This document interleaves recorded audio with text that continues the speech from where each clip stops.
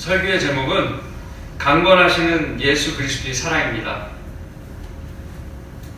강권하시는 예수 그리스도의 사랑. 성경에서는 사랑이 제시된 첫 구절은 창세기 22장 2절입니다. 하나님께서 말씀하시기를 네 아들 곧 네가 사랑하는 네 독자 이삭을 이제 데리고 모리아 땅으로 가서 산들 중에서 내가 내게 알려줄 한 산에서 그를 번제로 드리라 하시더라. 하나님의 사랑이 나타나는 첫 구절입니다. 의미 있는 구절이죠. 바로 하나님의 사랑이 예수 그리스도의 모형인 이삭을 통해서 나타나는 장면입니다. 하나님께서 아브라함에게 그의 사랑하는 아들을 제물로 바치라는 말씀을 하신 것입니다. 하나님께서 세상을 위해서 아들을 바치는 그 말씀과 일맥상통하는 부분입니다. 이 말씀이 있으신 지 1922년 이후 하나님께서 세상을 위해서 자신의 독자를 내어 놓으시는 하나님의 사랑을 온 인류에 실행하시게 됩니다. 하나님께서 세상을 이처럼 사랑하셔서 그의 독생자를 주셨으니 이는 그를 믿는 사람은 누구든지 멸망하지 않고 영생을 얻게 하려 하심이니라. 온 우주에서 가장 위대하고 값진 사랑인 것입니다. 구약의 율법의 내용 또한 사랑의 실천을 이야기합니다. 예수님께서 너는 네 마음을 다하고 혼을 다하고 힘을 다하고 생각을 다하여 주 너의 하나님을 사랑하라. 또 네 이웃을 네 자신과 같이 사랑하라 하는 이 말씀을 너는 그대로 행하라고 유대인에게 이야기했습니다. 예수 그리스도의 사랑은 율법의 모든 것을 한 번에 이루신 것입니다. 그 사랑으로 율법에 거치는 것들을 모두 폐하신 것입니다. 어느 날 젊은 선교사들이 허드슨 테일러를 찾아왔습니다. 이는 80여 년간의 생애를 중국에서 바쳤던 선교사인 허드슨 테일러에게 어떤 조언을 얻고자 찾아온 것입니다. 허드슨 테일러는 그 젊은이들을 향해서 먼저 질문을 한 거예요. 당신은 왜 선교하는 그 고생을 시작하려고 하시는 것이죠? 당신들은 왜 그런 고생을 하려고 하십니까? 젊은이가 자신있게 대답했습니다. 뭐라고 했을까요? 저는 이 황무지 같은 중국 땅에 교회들이 서는 것을 보고 싶어서였습니다. 또 다른 젊은이가 또 얘기했습니다. 저는 이 중국 사람들이 복음을 듣고 미개한 삶에서 벗어나길 원해서입니다. 라고 얘기한 것입니다. 허드슨 테일러는 빙그레 웃으며 이렇게 답변을 합니다. 나는 아닙니다. 중국이 사랑스러워서도 아니고 이곳 생활이 즐거워서도 아닙니다. 모래바람이 일고 미개한 사람들이 살고 있는 이 문명의 불모지가 무엇이 그렇게 좋다 그러는 것입니까? 이처럼 내가 이곳에 있는 것을 원하지 아니하고 즐거워하지 않음에도 불구하고 이 일을 위해서 목숨을 버릴 수밖에 없게 만든 그 무엇이 내 안에 역사하고 있습니다. 그것은 바로 그리스도가 나를 위하여 죽으셨기 때문입니다. 그리스도의 강권하신 사랑은 수많은 선교사들을 질병과 전쟁과 위상이 취약한 지역으로 내몰았던 것입니다. 그들은 자신의 생명을 1900년 전 그리스도와 함께 십자가에 못 박혀 죽은 것으로 여겼던 것이에요. 그들의 삶은 오직 그리스도를 위한 삶뿐이었습니다. 그리스도의 강권하신 사랑은 수많은 젊은이들이 자신의 생명을 돌보지 않게 만들었고 죽음까지도 기쁨으로 승화하게 만들었던 것입니다. 또 수많은 찬송시를 통해 그리스도의 사랑을 찬양하게 되었습니다. 바울 또한 고린도 후서를 통해서 그리스도의 사랑이 자신을 강권하게 한 내용의 주인공임을 보이고 있습니다. 그가 겪어온 온갖 고통도 그렇고 당혹감, 슬픔, 매맞고 연약해지고 버림당하고 낙심을 겪고 박해를 당하고 낙담하고 짐을 지고 내어 던져주고 신음하고 가난하고 굶주리고 위협을 당하고 부끄럼 당하고 실족하고 수고하고 애통하고 떨리고 두렵고 궁핍하고 참 많죠? 환난을 당하고 절망을 겪고 갇히고 괴로워하고 또 고난받고 놀라고 너무나 나열할 게 많아요.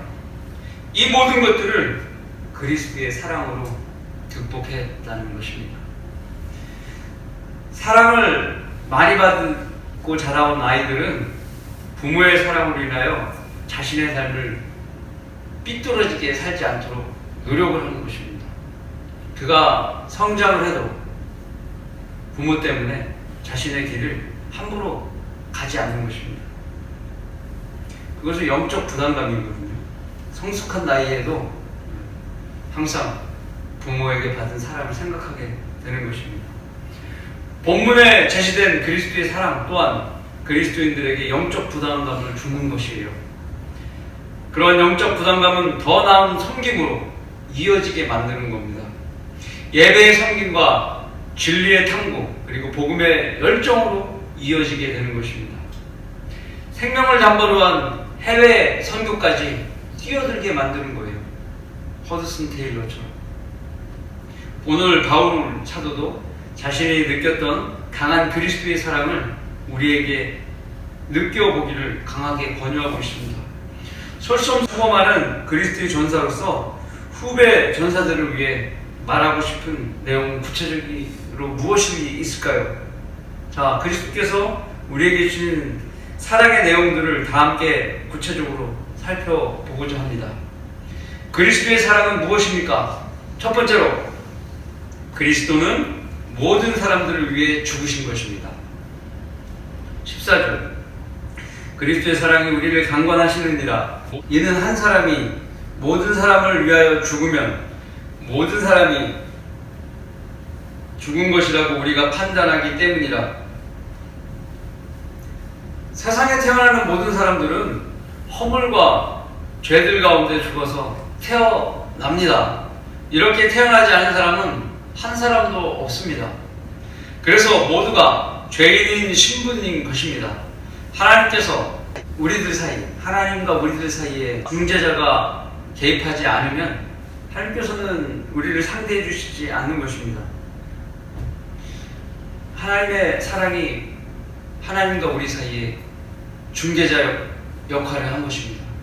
그것이 예수 그리스도이십니다. 아담 한 사람으로 모두가 죽게 된 이 엄청난 저주, 한 분 예수 그리스도를 통하여 모두가 죄에서 해방되는 효과를 가져오게 만든 겁니다. 그 범죄와는 다르지만 그 값없는 선물도 그러하도다. 만약 한 사람의 범죄로 인하여 많은 사람이 죽었다면 더욱더 하나님의 은혜와 한 사람 예수 그리스도로 인한 은혜로 말미암은 선물이 많은 사람에게 풍성하였느니라. 범죄와 선물을 비교하면서 말하는 것입니다. 한 사람은 물론 아담입니다.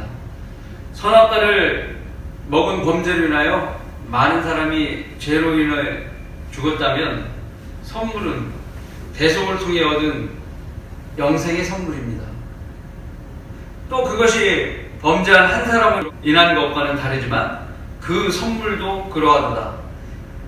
이는 심판의 한 사람으로 말미암아 정죄에 이르렀지만 값없는 선물은 많은 범죄로 인하여 의롭다 하심에 이르기 때문이라. 지금까지 읽은 것은 로마서 5장 15절에서 16절까지 말씀입니다. 이는 예수 그리스도의 의로우신 죽음을 통해서 죄사함이 이루어지어 모두가 주님을 믿게 되면 값없는 선물을 받게 되는 것을 말합니다. 그리스도의 피는 모든 사람에게 속죄의 선물을 줄 수 있는 능력이 있으신 피인 것입니다. 주님께서 갈보리 십자가에서 흘리신 귀중한 피는 모든 사람의 죄를 제거할 수 있는 하나님의 능력이 있으신 피인 것입니다. 히브리서 9장 22절에 따르면 피는 죄를 정결케 한다고 합니다. 율법에 따르면 거의 모든 것이 피로써 정결케 되나니, 깨끗하게 되나니 피 흘림이 없이는 죄사함이 없느니라. 그렇기 때문에 혼의 죄를 사하기 위해서는 피를 흘려야 되는 것입니다. 구약에는 동물의 피를 흘려서 일시적인 죄사함을 받았지만 한 분 예수 그리스도를 통해서 영원한 속죄함을 받는 길을 하나님께서 마련해 주신 것입니다. 그래서 죄를 사함을 받으려면 예수 그리스도 보혈 앞으로 나와야 되는 거예요. 처녀 마리아에게 나신 예수 그리스도는 죄 없으신 하나님의 피를 가지고 있어서 그 피만이 모든 죄인들의 죄를 제거할 수 있게 된 것입니다. 그 안에서 우리가 그 보혈을 통해 구속 죄들의 용서함을 받았느니라. 골로새서 1장 14절인데요. 개역성경은 보혈을 빠뜨립니다. 의도적으로 빠뜨린 것이죠. 이는 예수 그리스도의 피가 죄들을 용서한다는 것을 가리기 위한 계략입니다. 변개된 성경은 이렇게 결정적인 부분을 제거함으로써 그것들을 읽고 있는 독자를 어리석게 만드는 겁니다. 진리를 모르게 만드는 것입니다. 그것을 좋다고 여기는 사람들은 기독교계에 즐비하게 포진하고 있는 것입니다. 또한 그러한 변개된 성경을 쓰는 사람들 중에는 주님의 피에 보편적 속죄를 부정하는 학자들이 있다는 것입니다. 그들이 누구냐? 극단적 칼빈주의자들입니다. 이들은 주님의 피의 제한적 속죄를 주장합니다. 제한적 속죄란 사람은 전적으로 타락해서 예수 그리스도를 믿고 구원을 받을 수 없다는 것입니다. 그래서 창세전부터 구원받기를 정한 사람들만 제한적으로 속죄를 받을 수 있다고 이야기하는 것입니다. 엉터리 논리죠. 그러나 오늘 본문 14절, 15절을 통해서 극단적 칼빈주의자들의 제한적 속죄가 틀렸다는 것이 정확하게 증명이 되는 것입니다. 왜냐하면 본문은 선택된 사람이 아니라 모든 사람을 위해서 예수 그리스도께서 죽으셨다고 말씀하고 있기 때문입니다. 즉 예수 그리스도의 피는 모든 사람들을 위해 차별 없이 흘려진 하나님의 능력의 피인 것입니다. 다만 누구든지 그분의 흘리신 피를 믿고 주님을 영접해야만 피의 속죄가 그 사람에게 적용되는 것입니다. 새들 중에 모성애가 가장 강한 새는 무엇인지 아십니까? 펠리컨이라고 합니다. 왜냐하면 모성애가 왜 강하냐면 첫 번째로 펠리컨은 배고픈 자기 새끼들에게 줄 먹이가 더 이상 없게 되면 자기 가슴살을 뜯어서 새끼에게 먹인다고 합니다. 둘째로 자기 새끼가 병들어 죽어가면 어미 펠리컨은 자기 새끼를 구하기 위해서 자기 핏줄을 터뜨려서 그 피를 새끼에게 먹인다고 합니다. 또한 어미 펠리컨 자신이 죽어가는 병든 처지에 있을 때 새끼를 먹여야 되지 않습니까?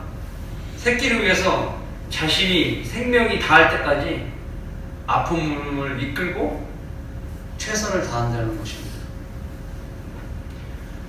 참 헌신적인 새입니다. 그래서 세계 사람들은 펠리컨을 사랑과 희생의 상징으로 여긴다고 합니다. 십자가 위에서 피조물을 위해 창조주가 보인 아름다운 희생은 이 세상에 비교할 대상이 전무한 것입니다. 그 고결하신 분께서 하찮은 인간의 모습으로 나타나셔서 오직 피조물의 생명을 위해 십자가의 죽음에까지 순종하신 것입니다. 우리 주님께서는 마태복음 20장 28절에 이렇게 말씀하십니다. 인자도 섬김을 받으러 온 것이 아니라 섬기려 왔고, 또 많은 사람을 위해 자기 생명을 몸값으로 주려고 온 것이라고 하시더라. 많은 사람을 위해 예수 그리스도의 생명을 주시고자 오셨다는 거예요. 예수님께서는 자기 자신의 생명을 몸값으로 정말로 세상에 주셨습니다. 아버지께 핏값을 지불하신 거예요. 이사야 선지자, 그도 주전 712년 전에 이런 말을 기록하고 있습니다. 53장 6절, 우리는 모두 양같이 길을 잃어 각자 자기의 길로 돌이켰으나. 개인들은 자기 생각만 가지고 자기 길로 돌이킨다는 거예요. 주께서는 우리의 모든 죄악을 그에게 지우셨다. 하나님께서는 그 모든 책임을 그에게 지우셨다는 것입니다. 주께서는 이미 오랜 시간 전에 우리의 모든 죄를 담당하시기 위해 예정되었던 것입니다. 우리 주님은 믿는 모든 사람들에게 의가 되시고자 율법의 끝이 되셨던 것입니다. 그러므로 그리스도는 모든 사람들을 위해 죽으신 것입니다. 그리스도의 사랑은 무엇입니까? 둘째, 그리스도는 모든 사람들을 위해 살아나신 것입니다. 15절의 일부인데요, 자기들을 위해 죽었다가 다시 살아나신 그분, 세상에는 뼈가 있고 살아나지 못한 사람을 신이라고 하는 사악한 사람들이 가짜 종교를 만들어서 많은 사람들을 지옥에 보내는 것이 지금 현재의 실종입니다. 많은 사람들을 속이는 것이죠. 예수님께서는 자신을 부활이고 생명이라고 하시며 주님을 믿는 사람은 영원히 죽지 않는다고 말씀하셨습니다. 그 약속을 하시면서 자신의 부활을 미리 말씀하셨던 것입니다. 그리고 주님 자신이 유일한 구원의 통로임을 선언하셨습니다. 예수께서 그에게 말씀하시길, 나는 길이요 진리요 생명이다. 나로 말미암지 않고는 아버지께로 올 사람이 아무도 없느니라. 단 한 명도 나를 통하지 않으면 아버지께 갈 수 없다는 것입니다. 요한복음 14장 6절입니다. 예수 그리스도께서는 세상의 모든 자들의 구원의 길이 되시며 그분 자신이 진리 자체이시고 모든 이에게 영생을 주시는 생명이십니다. 눈이 보이지 않거나 귀가 들리지 않거나 사지가 온전하거나 병들거나 아니면 멀쩡하더라도 이 모든 사람들이 셋째 하늘에 계신 하나님께 가려면 누구를 통해야 되는 거예요? 예수 그리스도, 그분만을 통해야 되는 것입니다. 예수 그리스도는 하늘나라로 가는 유일한 통로입니다. 주님께서 우리의 범죄함으로 인하여 들여주셨으며 우리를 의롭게 하시고자 몸이 썩지 않게 일으켜 주셨습니다. 고린도전서 15장 17절은 주님의 부활의 당위성을 강조하고 있습니다. 만일 그리스도께서 일으켜지지 못하셨다면 너희 믿음도 헛되고 너희가 여전히 너희 죄들 가운데 있는 것이라. 부활하지 못하셨다면 헛것이요, 헛것. 우리 믿음도 헛것이고 죄들 가운데 있는 겁니다. 주님의 부활로 인하여 주님을 믿게 되면 우리는 우리의 모든 죄들로부터 정결케 될 수 있는 것을 말씀하고 계십니다. 그뿐만 아니라 그의 부활을 믿음으로써 우리도 그와 함께 다시 살아나는 것이 가능하기 때문에 하나님께서는 그리스도를 먼저 살리셨다고 말씀하십니다. 만일 우리가 다시 살아날 수 없다면 그리스도께서는 다시 일으켜지지 못했을 것이라고 말하는 것입니다. 만일 우리가 다시 살아날 수 없다면 그리스도께서는 다시 일으켜지지 못했을 것이라고 말하는 것입니다. 곧 다시 일으켜 지신 것은 우리도 다시 살아날 수 있다는 것입니다. 고린도전서 15장 16절은 말씀하십니다. 만일 죽은 자들이 살아나지 못한다면 그리스도께서도 일으켜지지 못하셨으리라. 부활의 보증이죠. 부활의 보증이 되신 것입니다. 마틴 루터는 이렇게 말했습니다. 우리 주님은 부활의 약속을 책에만 기록한 것이 아니다. 봄날의 모든 잎사귀 그곳에도 기록하셨다. 조금 있으면 땅에서 음이 돋고 나무는 새로운 잎사귀를 내듯 주님의 부활을 그것이 증거하고 있다는 것입니다. 주님은 자신이 부활이요 생명이시기 때문에 대자연도 부활하는 모습을 통해 그리스도를 증거하고 있는 것입니다. 일전에도 말씀드렸지만 Who Moved the Stone이라는 책, 누가 돌을 옮겼나 라는 이 책을 쓴 영국의 프랭크 모리슨 변호사는 원래 예수 그리스도의 부활을 믿지 않는 고집센 안악한 사람이었어요. 그가 예수 그리스도의 부활을 증거하는 그 책을 쓴 이유는 무엇인지 아십니까? 한 사건, 한 의뢰인을 위해서 최선을 다해 자료를 모으고 분석하는 일이 변호인들이 하는 일입니다. 그는 원래부터 그의 투지근성이 그를 그렇게 변호인으로 또 성장하게 한 것입니다. 그는 예수 그리스도의 부활 사건을 반박하기 위해서 수많은 자료를 수집하고 세밀히 조사와 연구를 실행했던 것입니다. 변호사 자체의 특성이죠.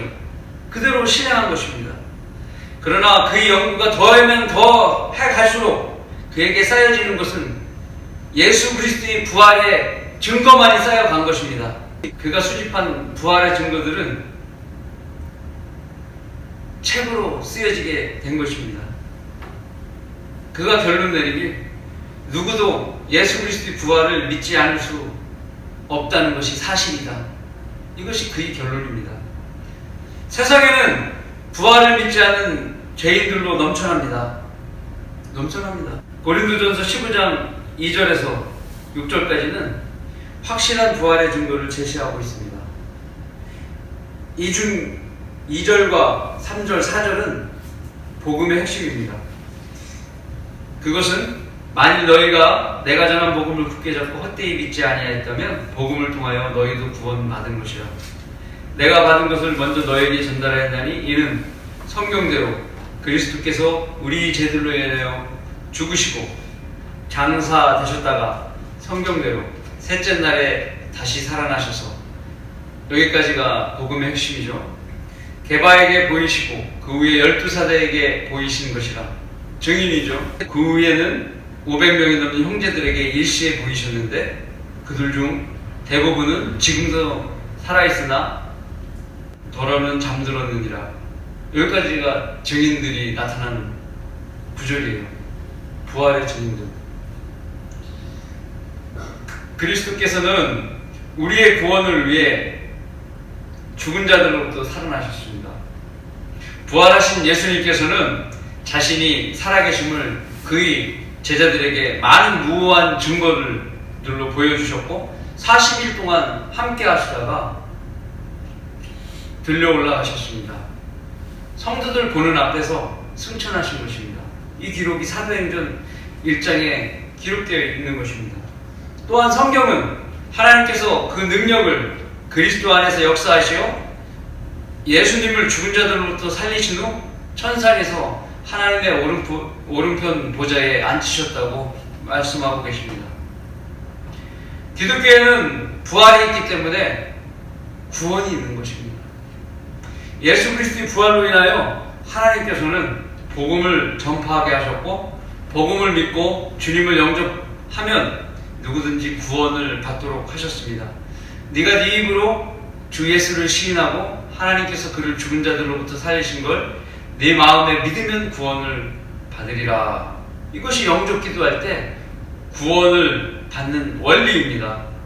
그래서 주님께서 기도자 안에 들어오셔서 그 몸 안에 거하시는 것입니다. 죽은 자들로부터 살리신 분의 영이 너희 안에 거하시면 그리스도를 죽은 자들로부터 살리신 분이 너희 안에 거하시는 그분의 영으로 인하여 너희의 죽을 몸도 살리시리라. 여러분 안에 성령님이 계십니까? 네, 계시면 부활하시는 겁니다. 언제 살리시는 거예요? 네, 공중 재림 때 늙어가고 죽어가는 자신의 몸을 살리게 되는 겁니다. 네, 이제 내 몸이 이전의 내 몸이 아닙니다. 33세의 젊은 몸으로 늙어가지도 않고 죽어가지도 않는 몸으로 변모되어서 하늘로 올라가는 것입니다. 이 몸으로 변화되지 못하면 새 예루살렘에도 살 수가 없어요.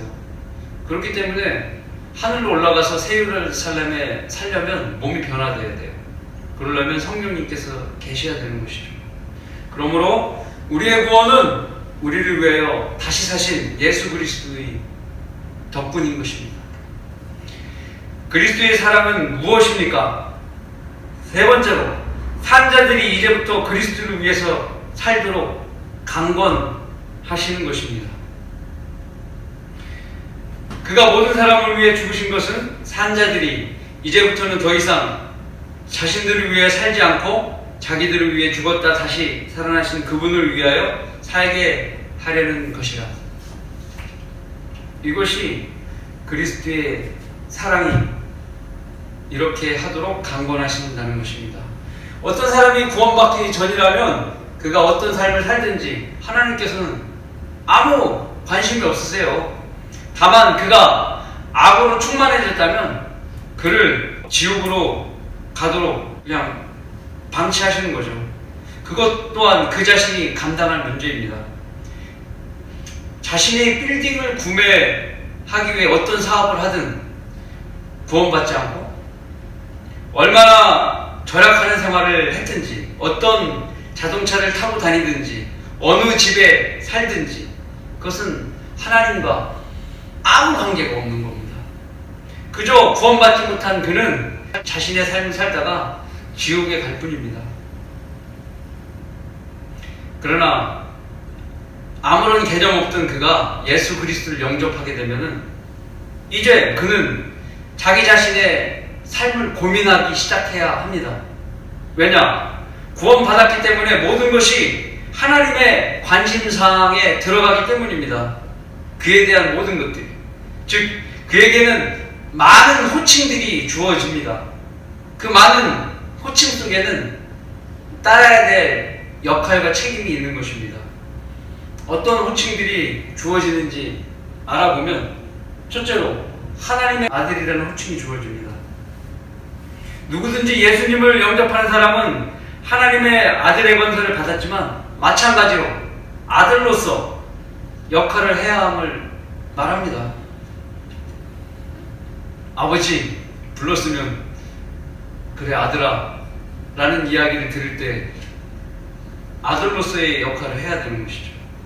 둘째, 하나님의 시민권자라고 호칭이 됩니다. 하늘의 시민권자는 더 이상 지상의 미련을 버리고 다시 오실 주님을 사모하게 만드는데요. 이유는 주님이 그를 하늘나라로 데리고 가셔야 하기 때문입니다. 그래야지 시민권자가 될 거 아닙니까? 또한 하늘의 시민권자로서 경건한 삶이 요구되는 것입니다. 그것이 거룩한 삶을 살아가야 할 경건한 부담감인 것입니다. 셋째로 성도라는 호칭이 붙여집니다. 주님께서 자신 안에 입성하심으로 왕같은 제사장이요 거룩한 백성이 되어버리는 것입니다. 몸과 마음을 늘 거룩함에 이르도록 죄와 성별할 의무가 따르는 것입니다. 다섯째로 하나님의 청지기로 불리는 겁니다. 그리스도의 일꾼이며 하나님의 신비를 맡은 청지기로서 합당하도록 신실한 사람으로 발견돼야 합니다. 다양한 하나님의 은혜를 받은 대로 서로 섬기는 선한 청지기로서의 역할을 하는 사람으로 발견돼야 되는 것입니다. 영적 부담감이에요. 여섯째로 하나님의 군사로 불립니다. 마귀와의 치열한 영적 전쟁을 치르면서 하나님의 사역을 일선에서 지키는 군사로서 군대 대장인 주님만을 기쁘시게 해드릴 의무가 부여되는 것입니다. 호칭만큼 어렵죠? 네, 역할이 많은 것입니다. 일곱 번째, 그리스도의 대사라고 불립니다.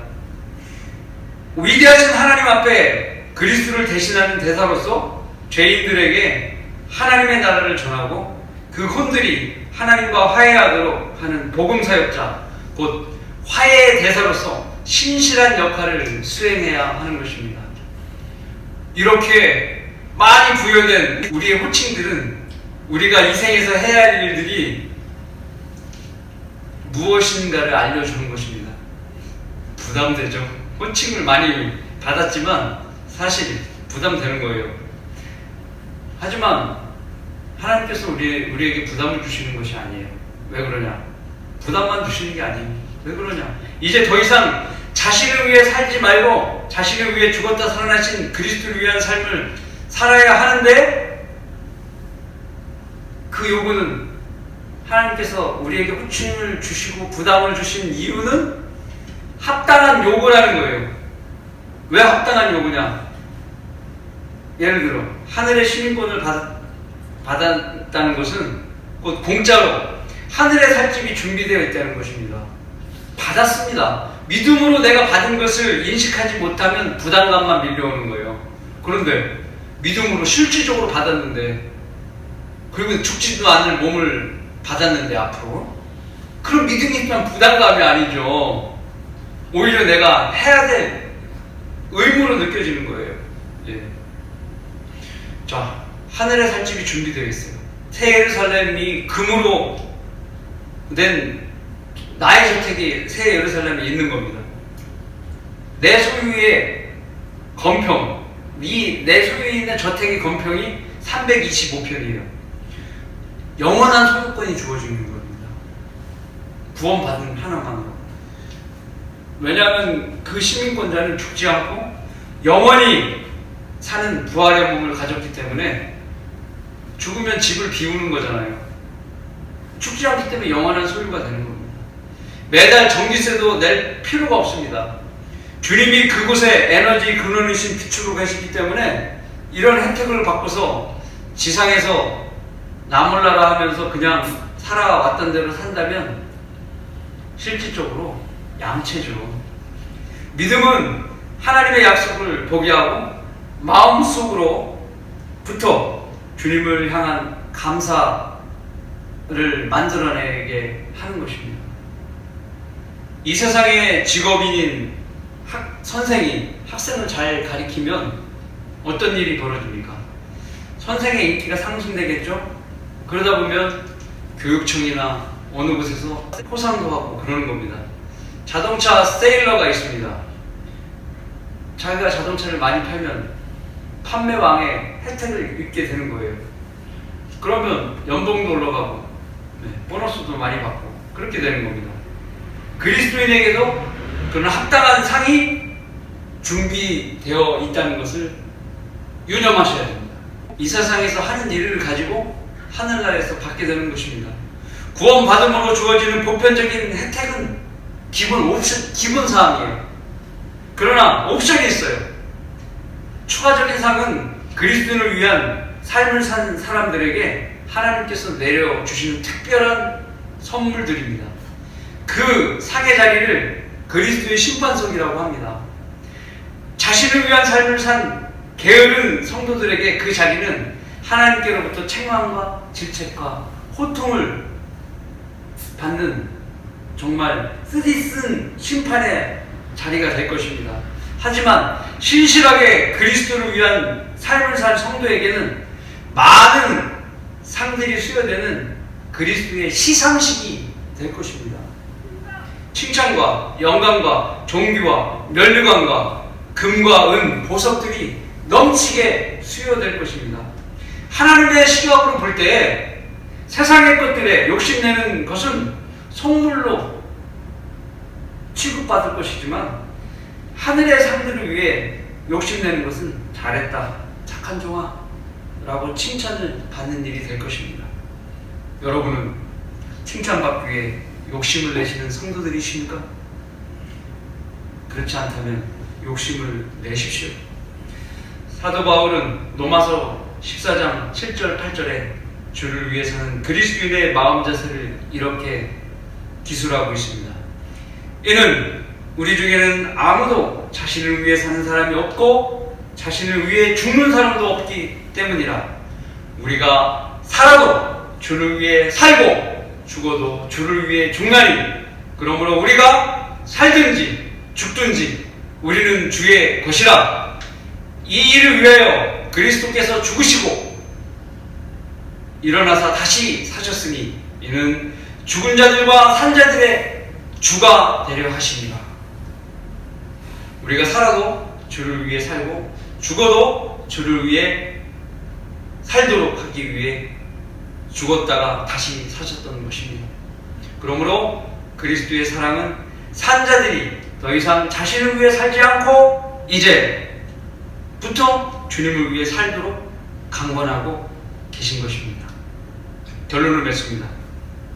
우리는 태어나면서부터 죽을 것이 정해진 것을 인지하지 못하지만 우리 자신 속에 사형 선고를 받은 것을 말씀으로 깨닫게 됩니다. 이것은 우리가 우리 스스로를 신뢰하지 말고 예수 그리스도의 부활을 믿음으로 죽은 자들을 살리시는 하나님만을 신뢰하도록 우리를 인도하고 있는 것입니다. 우리도 자신이 한 일에 대해서 자신을 칭찬하면 사람들은 그를 멍청한 사람으로 취급하게 되어 있습니다. 우리가 지상에서 주님만을 신뢰하고 주님의 일을 하는 이유는 우리를 칭찬해 주실 예수께서 하늘로부터 우리를 데리러 오신다는 것을 우리가 확신하고 있기 때문입니다. 그리고 그 시간이 매우 임박했다는 것입니다. 닭이 울고 또 닭이 울어도 아침이 온다는 사실을 무시해버리는 사람들은 이미 떠오른 태양을 보면서 자신의 처지를 비관하게 될 것입니다. 주님은 태양이 마음속에 떠오를 때까지 우리를 지상에서 일하도록 자신의 시간을 맞추어 놓고 계십니다. 호령과 천사장의 음성과 하나님의 나팔소리가 하늘과 땅을 진동할 때까지 주님께 모두가 깨어있는 일꾼으로 발견되시길 바라겠습니다. 기도드리겠습니다.